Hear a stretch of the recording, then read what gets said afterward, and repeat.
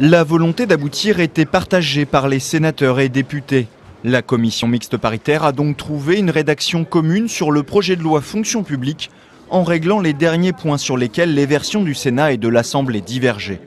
Le Sénat a par exemple dû reculer sur sa volonté d'imposer un devoir de réserve plus important aux fonctionnaires, mais il a remporté une bataille sur les conseillers techniques et sportifs, les CTS, payés par l'État et que l'Assemblée souhaitait transférer aux fédérations sportives. La commission mixte paritaire a décidé de maintenir les CTS en dehors du périmètre de la loi. Donc c'est une avancée de la CMP de ce matin et j'en rends grâce aux députés qui l'ont proposé.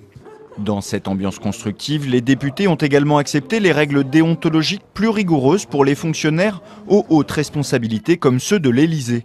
Un amendement surnommé amendement Benalla que le Sénat défendait suite aux révélations de la commission d'enquête sénatoriale sur l'ancien chargé de mission à l'Élysée a donc été conservé.